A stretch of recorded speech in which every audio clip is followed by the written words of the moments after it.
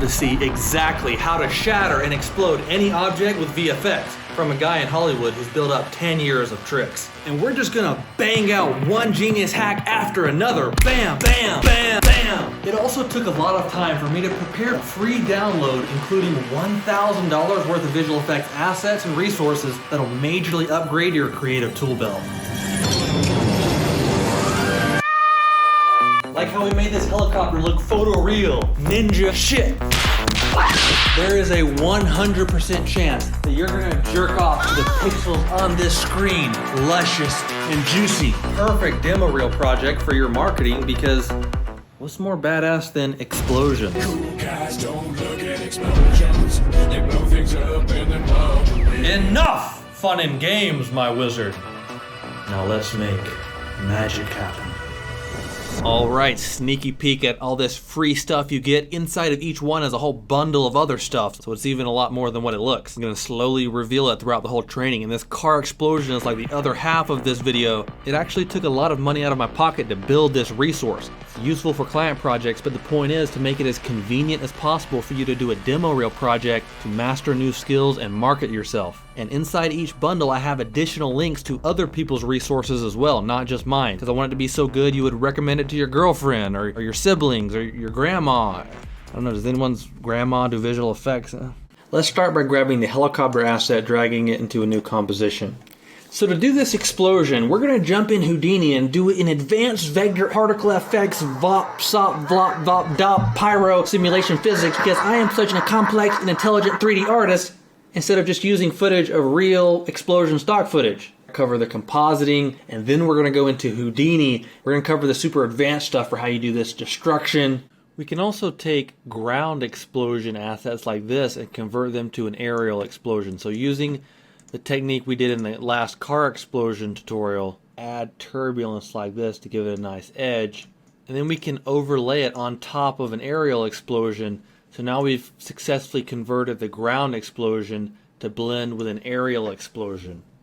So with everything changing so fast with AI and worldwide competition, I had to pioneer a new method for advancing my VFX skills literally 10 times faster than the old way of watching these long, boring, expensive online courses and YouTube videos. The third pillar is the best part. Whenever you're confused or stuck, I've created a website where you can instantly share your screen with an expert of that VFX software. Just like I did this in my last video of how I learned Houdini in 1 week. The camera is moving and this explosion is not following the right camera movement. This is an essential workflow for compositors or 3D artists, is to export the data from the 3D software to the compositing software. So you can actually import Cinema 4D files directly in After Effects and just click extract, and you can see here these null objects and the camera follows the 3D render exactly, and that's essential for our compositing. Now I'm gonna blow your mind a little bit because a lot of you didn't know that Cinema 4D Lite comes with After Effects by default. Whew, tell you what, it's getting hot in here. 3D button. And now the explosion is actually a 3D layer that will now follow the camera movement. Yeah, but those sunglasses are pretty cool. You know, I can't help it. Now let's check where we're at.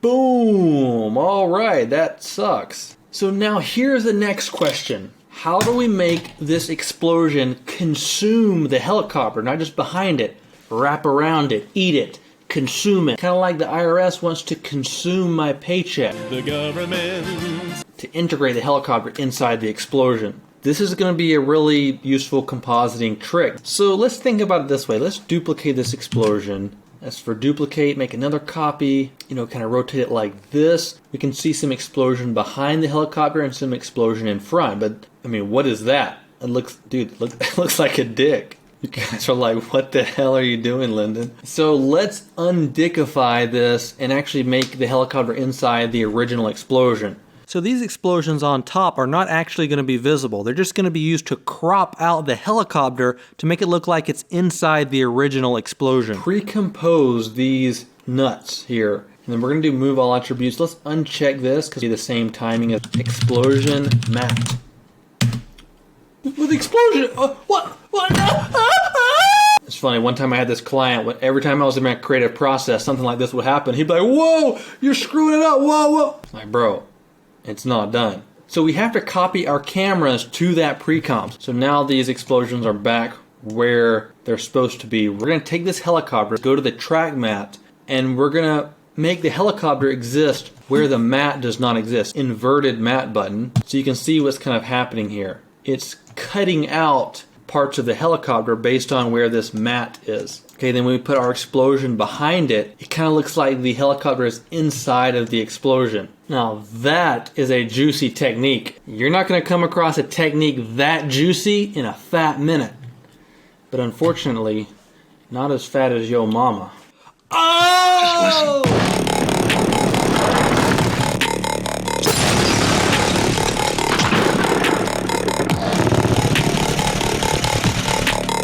Enough! So let's go back into our main composition and see how this looks. So pretty good. We're going to take from the free resources I've provided one of these fire leak assets. Surprisingly useful for these fire compositing projects. Let's drop it in here. And then we can use this blending mode called Silhouette Luma. Silhouette Luma. You can see we're actually erasing the matte. You can see what it's doing. It's revealing the helicopter where this fire leak asset is. So you see how well this is blending with the helicopter in 3D space. But how do we make the helicopter tail pull out a fireball from the explosion like it's interacting with physics? Just listen. Enough! Throw in a fire leak asset kind of on top of everything, and I'm actually going to use an unmult. So you do unmult, alpha from lightness unmult, and that's going to make it transparent. So this is different than the screen blending mode. It would ruin our transparent background. So that's why we use the unmult. This fire leak asset makes it look like the tail is just pulling the fire out of the explosion. Very cool. So this requires a lot of finessing. Some of you guys don't realize how many tweaks. It's too straight, it needs to be masked here, tweak it, animate it. It's too bright, the wrong color, like really picky with the details. I mean, hey, I know you don't know how to be picky in your dating life, and I know it's difficult not being really attractive, but as a visual effects artist, it can't be like your dating life. You actually have to have standards. So next, we're going to make the people at the bottom here start freaking out and shitting their pants. Just kidding. So let's talk about how to add that smoke trail that trails from the tail of the helicopter. I can't help it, I'm saucing these rhymes on you guys. We're actually using a software called Embergen. The crazy thing about Embergen is this real-time rendering. And you can see it's just rendering 3D simulation in real time. Holy smokes. Houdini for compositors, like is allowing a compositor to be an FX artist. I mean, in terms of speed, this is running circles around Houdini, like Post Malone. Embergen, how do you do it? I'm built a little differently, I guess, because I have had people come up to me and say, how do you do it, sir? How do you do it? I don't even think about it. So we want to put this smoke on the tail of the helicopter. So of course, from our software, we export the FBX file of the tail because we want this smoke to emit from just this tail geometry. So we save that as an FBX file. All of this is so easy. We just right click, do an import, and here we just choose that FBX file. Immediately you can see we get the tail of this helicopter. So let's see the simulation so far. So how do we make the simulation emit from our tail geometry and not just this object here? So these nodes are really easy to understand. So we just want to take our import geometry and feed that into the shape instead. So we can unplug this, and now what do we have? You can see it's only emitting when the object is inside the bounding box. So how do we make the camera the same as our original scene so that the smoke would render in the right place? So on this import node where we import the FBX model here, there's actually a camera output that we can use to control the Embergen camera. So we plug it in there, and if we click this little button at the top right to go to the camera view, this is the same exact view as our scene. Fire from a lighter looks a lot different than a forest fires. We need this to be way bigger, all right? That's what she said. So we can go to our import node. Down here to the master scale, we do 10x. Probably more about the right size. Then the domain tab is where we control the size of the bounding box here. Increase the voxel size from 0.1 to 1 so everything gets 10 times bigger. Hit apply, so now it's a lot bigger. Let's go ahead and watch it to see what we have. Okay, there we go. So let's go back to our camera view. We've got something cooking here, right? Real-time simulation, just that easy. Like when it's real time, you can do so many more revisions and iterations that the final result is even better. Kind of like particular in After Effects. It's not like Houdini where you change one setting, have to wait for an hour, change another setting, have to wait for an hour. My old friend. So first of all, we're going to get rid of this fire. So on the emitter node, we can go to emission and turn down the fuel rate. So that should get rid of the fire. So now we just have the smoke. By the way, I did this ghost tutorial and I really explained this Embergen really well about which nodes do what. And we'll have another interesting result. So we make the lighting match our scene, turn this ground off. Shading node, whatever, we hit green if you wanted to make like a fart simulation or something. Brother, So to render this, we want to set the sequence resolution. So 1920, 1080. Let's pause the simulation. I'm about to explode my GPU. Like that. You can move it forward to only render a certain section of the timeline and then choose where you want to render it and render this bad boy out. So you now know how to do simulations. So you can consider yourself an FX artist. My wizard, we are finally at the most exciting part of this training. Houdini. Previously on Visionary Fire. See that helicopter? It has to be taken down with VFX. Dmitri says you're the Houdini guy. I give you 1 week. Listen, I'm not the Houdini guy. Did I stutter? Lendon, you know what's gonna happen in 1 week? That helicopter goes down with VFX, or else Lendon goes down. And not with VFX, bratan. They say it takes 3 years to learn Houdini, but because my life depended on it, I had 1 week. So with these models, I'm giving you multiple of each, like the cars, the jet, the helicopter, and the key thing is I prepared Photoreal Textures, and we're going to work on making these compatible with Blender and Cinema 4D, not like Turbo Squid where it's a nightmare relinking everything and it's expensive, doesn't look realistic, to make it as convenient as possible for you to do a demo reel project with these assets. So with any 3D software, the #1 skill you can have is the ability to render a pre-made 3D model that you download from the internet. What do you think I'm going to do? Model this helicopter from scratch? What else am I going to have to do? Build my computer from metals in the ground, right? Use other people's work. But not only being able to render that 3D model, but linking the textures and making the textures look photorealistic. I'm telling you, this is the #1 3D skill. So we go to File, Import, Filmbox, FBX.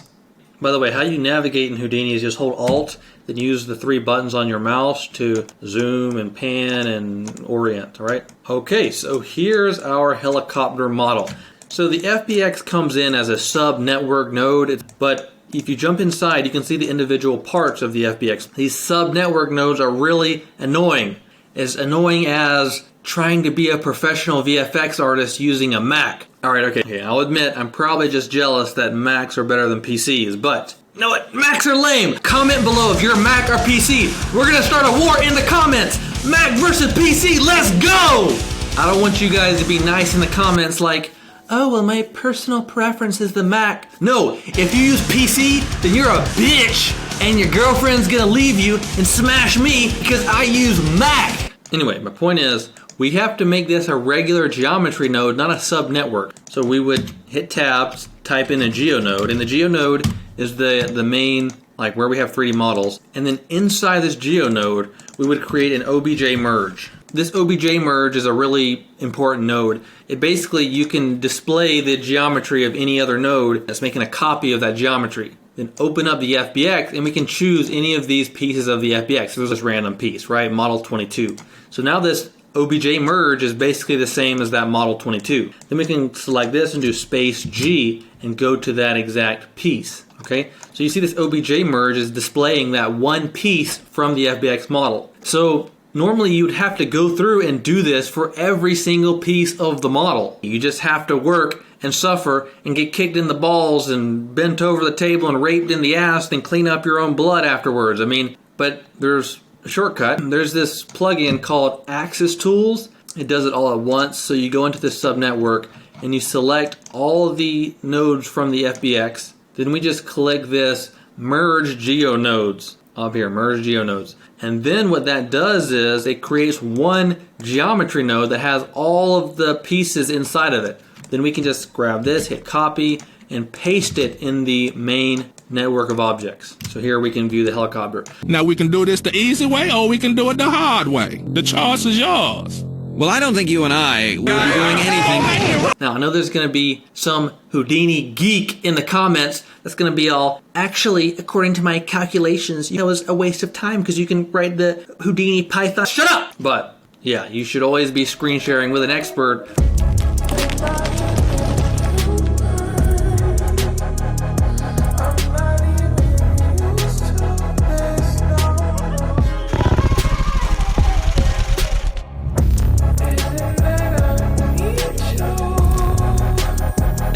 The most important part is making the textures look photoreal. I said realistic. Such a crucial skill, and right now you're about to know how to do this in Houdini. So we go into the helicopter object, then we have these OBJ merge nodes that are merged into one object. See, that's how Houdini is so amazing. Choose how to merge those nodes together, and really powerful. So let's say we want to see the texturing on this object, FBX object, and then you click the arrow to go to that place. So we go to that place and we see the actual FBX file that it's referencing right here, and we have the material assigned right here. Same thing, we click the material node, we can click that little arrow to go to the actual material in the material network. So we were in the object network, now we're in the material network. So how you do materials in Houdini. First thing with Photoreal Textures, you want to make them better quality. So in Photoshop, you can go up here to Filter, Neural Filters, go to the Super Zoom, and just click this plus, and it uses AI to double the scale of the image. You can hit the plus again, now it's 4 times the scale, and this is a really good image AI upscaler. So we immediately get tons of quality from that. Now, to layer even more detailed quality, I like to go download like grunge textures, for example. So on Texture Labs is a really good place to download these super high resolution. So we bring this into Photoshop, and let me show you this technique for how you make these textures tileable and seamless. So you just go to Filters, Offset, then you offset this, then you can see the seams, select the seams, and just use Generative Fill to cover the seam. Now we have this seamless texture that we can tile to make super high resolution. Fill in the blank space with the patterns. We can copy over to the helicopter texture and use like whatever blending mode to blend it with that texture. And so we've overlaid this super high quality texture mixed in with the helicopter texture. Crystal, clear, crispy, cream. But I'll say it's actually more important that you make the bump texture super high resolution. All of them. Bump, roughness, normal, diffuse. Use these techniques to really have these amazing textures before you put it into the 3D software. The biggest thing is we're using Mantra Renderer here in Houdini. It's an unbiased path tracing renderer, which makes it look super realistic. I mean, it renders pretty slow, slower than Octane. Mantra looks very realistic. Of course, they have the new faster Karma renderer, but this is how you do texturing in Houdini. It's not that complicated. We just have the principal shader node here in the material network, and then we can go to the render view over here. So now let's talk about how to make those reflections kind of look realistic. So basically, there's something in the reflections called roughness. So basically it means the blurriness of the reflection. We want to add grunge to the blurriness. Now this is really powerful. So basically what you do is you import a texture and you feed that texture into the roughness channel. In this part it'll be more blurry, and this part it'll be less blurry. Does that make sense? So it's adding variation to the blurriness of the reflection. So you've been able to download a model from the internet, render it, Photoreal Textures. This is a powerful skill that you can now do this in Houdini. Of course, there's a lot more that goes into photoreal texturing. I mean, it's a whole science, but these techniques are some underrated power moves. All right, somebody call Einstein because we're about to do some physics. Let's make this helicopter fall from the sky and shatter. Now, the something that I cannot get through the head of VFX artists is you have to make your environment speedy. You gotta simplify, right? These compositors working with 1,000 pixels of camera lens blur, and you cannot work like that. You gotta find the effects that are slowing things down, work in a speedy environment. Well, for instance, I could just show this one piece here that's much simpler geometry, and then everything's gonna render much faster. And we can also use the remesh node, which decreases the polygon count, like the I for information here, and see the number of points and reduce those so it calculates much faster. To turn these off, we just click this arrow, which is the bypass button, which basically just turns the node off. And look how speedy this environment is. This is going to make our keyframe animation process 10 times faster because we did a little bit of work to simplify for the task at hand. You've gotten faster. Good.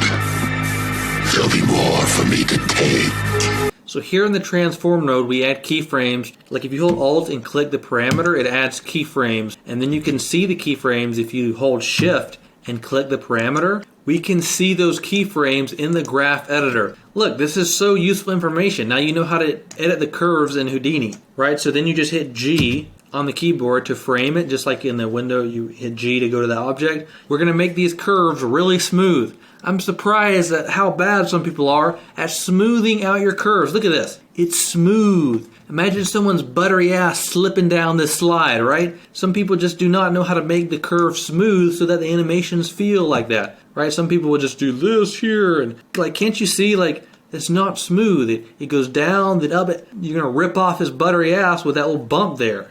It is not how we do animations. But besides that, one of the biggest techniques I have for animations that look good is making sure the X, Y, and Z parameters for position and rotation kind of align. So they're all kind of synchronized with the same tangent handle lengths. All right, we do not break the tangents. We want the tangents to be the left side to be linked to the right side. We don't want to break it to where it creates sharp corners and shit. Why would you do that to that guy's buttery ass who's going down that slide and just hitting those sharp corners? Come on now. You now know how to do animations in Houdini. This is amazing. We're at a fun part now where we shatter the back of this helicopter, getting to the actual explosion. Right now we're about to solve a really fun mystery for how this was done in Houdini. I don't care if you're a beginner, you're about to understand how this kind of shatter was created in a software like Houdini. So you can see this is what it looks like inside this one particular node. It breaks apart, but we have other elements that we add in to make the explosion look even better. You click this and hit space G. We do an OBJ merge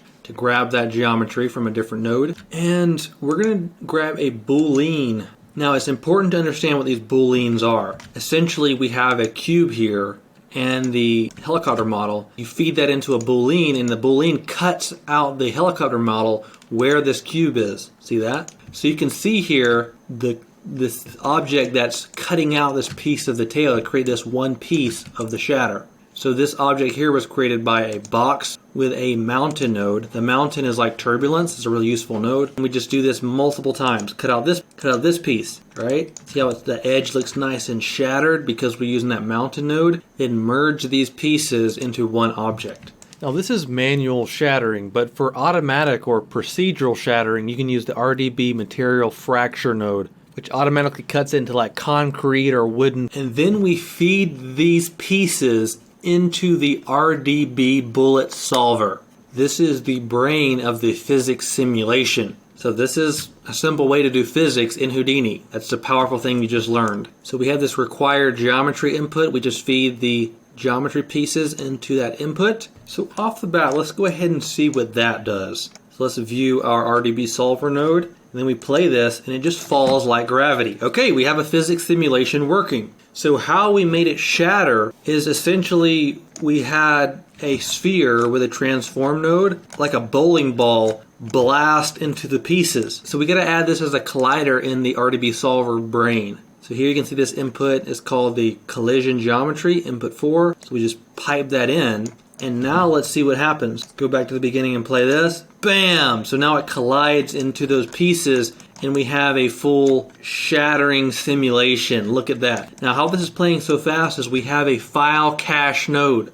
Bakes it to your computer into a simple file, so it just has to read that file to render everything. Save to disk on this file cache. Look how fast it can play this physics simulation. Or in the settings you can change to single frame. That way it only caches one frame and freezes that throughout all the frames, kind of like an After Effects freeze frame. Super important for that speedy environment I'm talking about. Implement changes really quickly and try stuff, right? So here we have some other parts that we just do the same technique on, but this time instead of using a sphere to collide with the objects, basically we're using the attribute create node to create an initial force on the object. So we add these forces and then we pipe it into the RDB solver. Let's merge it with the other simulation. It all gets rendered together. It's so incredible. Ding, ding, ding, ding, ding. Boom. Star Wars.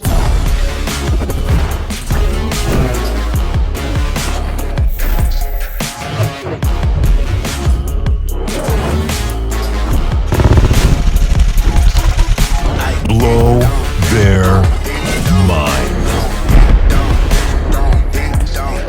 Then how do we create this shrapnel sticking out of the back of the helicopter? This is a really important part. So basically I went on the internet and found this scene of a bunch of shrapnel pieces, and I downloaded this model and actually went in Cinema 4D and separated it out into many really cool shrapnel metal pieces. So the same workflow imported as FBX, and we do an OBJ merge for each piece here. You can see this is one piece. Here we have another piece. We're just positioning these shrapnel elements where we want it to go in the helicopter. You can see these are all merged together, these shrapnel pieces. Merge it with the helicopter. Looks pretty dang good. So check out the shrapnel goodies I've prepared for you in the free bundle.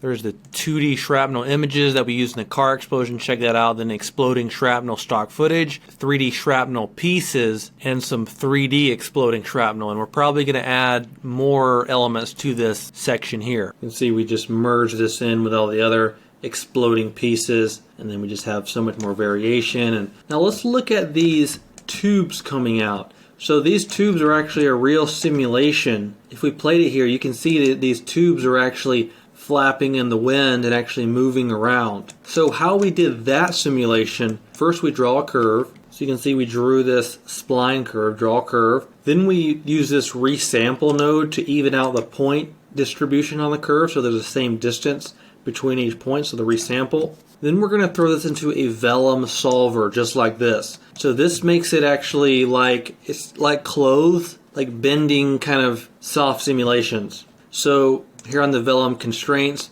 we choose the pinpoints, which is here, so it can't move from here. Poly wire, Cinema 4D I think it's called like sweep nerves or something. So look at that. So that's how we do the simulation of the wire using a vellum solver. So we do that several times and merge all those simulations in with everything. It's the details, buddy. Tell you what. Thank God the hardest part of this shot is done, the Houdini 3D renders. But let me tell you, we're going to have to pull a rabbit out of our ass to bang out the final composite of this helicopter explosion shot, because at any point today, the Mafia client is coming back to the office and deciding if this render is good enough for me to live or be exterminated.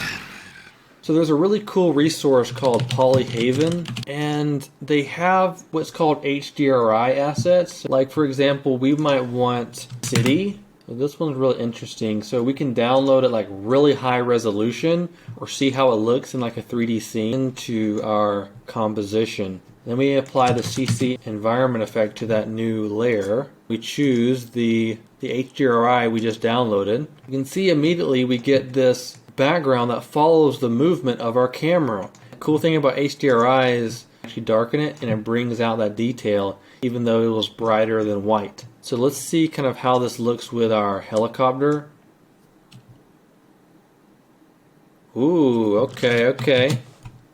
Lens distortion like this. A lot of times what I've found is you want to actually pre-compose. Just make this a 3D layer. Then if we size up this layer, scale her up like that, we can control a little bit better what part is showing. Like we can move it up or down or... Alright, we're making progress here. We're making progress. comping in the smoke trail render. Throw this sucker in here. And the challenge here is that we have to comp it in front of the helicopter here, and then it goes behind the helicopter. We can duplicate the helicopter and just kind of mask in the part where we want it to cover the smoke, so we can choose what's behind the helicopter and what's in front of the helicopter. Like every element, I like to use levels, 32-bit tool, the curves team versus levels team.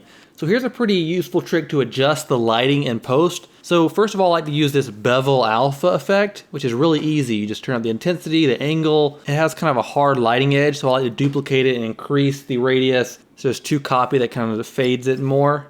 But technically, the way to have more control over the lighting is to duplicate the element and blur it to create a matte, and using that matte to drive an adjustment layer where you can apply any effect you want to. Plus, I found adding a turbulent displace and whatnot to the matte can really give an organic edge to the lighting. So I guarantee you'll be using some of these techniques. So the lighting has a lot to do with creating mattes or rotos to control where we want the lighting. Create a 3D layer, copy the camera and the nulls or whatever to that comp. So that 3D layer moves with, say, the helicopter. And so we can, now the edges are super important with compositing. And there's this key light effect has this secret little edge color correction feature. I don't know how I found this, but it's super useful. You can turn up the edge softness. And like say in this case, we want to darken the blades and the edges because the blades are kind of transparent, so it thinks the blade is an edge. So it kind of darkens the helicopter blades. You know, so that what really impresses the client is like these little details that you add. For instance, this little circular shockwave. It's such a nice detail and it's pretty easy to do. You just create a 3D solid, let's position in 3D space, and then we just add a circular mask. Then we duplicate that mask, invert it, so we cut a hole in it. Then we add a little bit of feather. Again, subtract, add even more feather. So again, multiple layers of feather, just like multiple layers of glow. It creates that exponential fall off. We have this central ring that we can then scale up like a shockwave. And then to add some real natural grunge, we want to apply a fractal noise. You know, add a lot of contrast, then we can scale it up and then apply this tint effect so it's not so dark. There's a little bit of real grunge to it. And then we can like duplicate this, add some depth to it and offset the timing to make kind of multiple rings that has a really cool pattern. Now, the camera shake. There is nothing that gives a shot more energy. I found that a camera shake has a perfect happy medium where it feels like energy. If you make it too slow or too but I've seen most people don't do the shake right. That's why I created the preset where there's a jerk motion, but also it tracks real camera shake movements. You can just overlay this adjustment layer on your footage and done. And you'll see in that resource, to fix that edge problem, we use the motion tile trick. Mirror the edges so there's no black. That was racist. I don't want to set the world on fire. So the lens flare. This is also just another amazing detail that can just marry your whole shot together. Not that I'll ever get married to a member of the female species, but this actually has a chance of increasing your bank account. So we're using the optical flares plugin, and the key here is you have to turn off some of the elements. Just the default presets don't. And that just gave me an idea. I'm going to include some stock footage of lens flares in case you don't have this plugin. I'm going to include that in the free download. Now the key here is we want this to be a 3D lens flare. So we're going to attach this lens flare to a 3D light so it moves appropriate to the camera. So a cool feature on this optical flare is brightness interact with that foreground object. So when the helicopter covers the flare disappears, and as the smoke is translucent, the flare gets darker and interacts with that foreground layer. So I've created that foreground layer, and then I use that to drive the optical flare foreground. So something I have to do often is create, like when the flare goes away, it's like too dark, like it just disappears. So we have to create like a background light for when the flare disappears, position a 3D white solid, and then I'll add a circular mask, add some feather, again, multiple layers of feather. We duplicate the mask, add more feather, duplicate the mask, add more feather, so this exponential fall off. And we put that light in 3D space behind like where the flare is. So when the flare disappears, we do still have a light behind the other layers. And so another underrated flare element detail that I recommend you add to your shots that clients really love this is the lens dirt. Explosion gets really bright, you animate these orange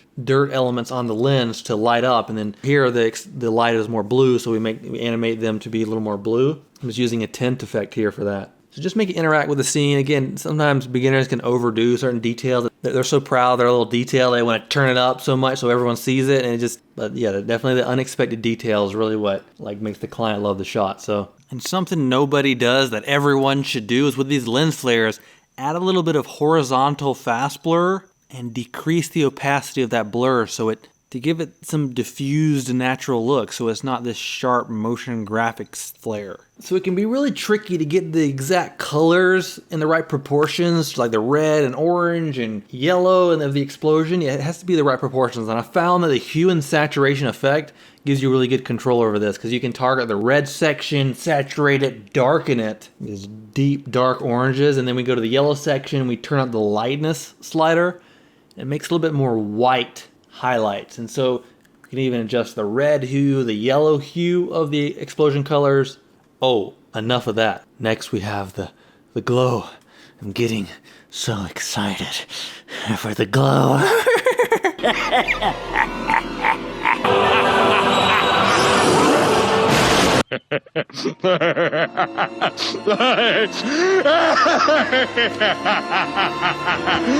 So what I like to do here is to actually pre-compose everything. It's one layer, then we got to make a matte to say what we want to glow. So I like to actually key out the explosion with the linear color key to target exactly what colors I want to glow. And so once we've keyed out the explosion, we're going to add an invert effect. So now we just see the explosion.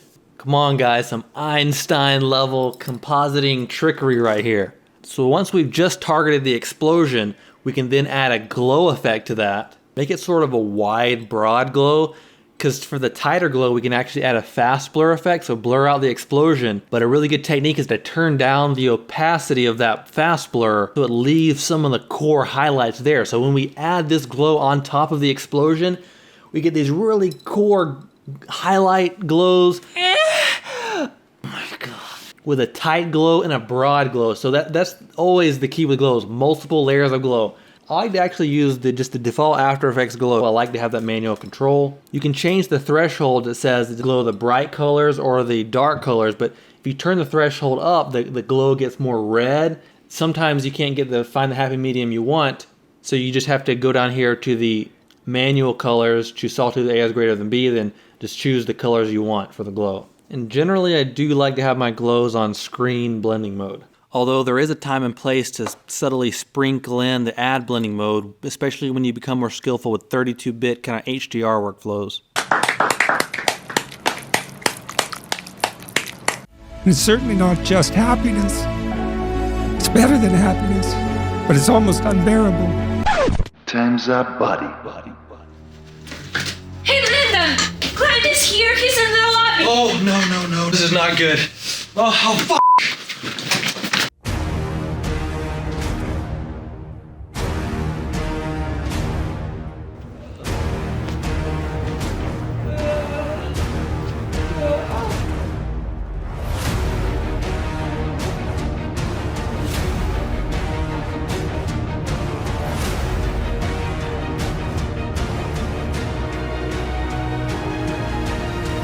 Motherfucker. What the fuck is this? I said realistic.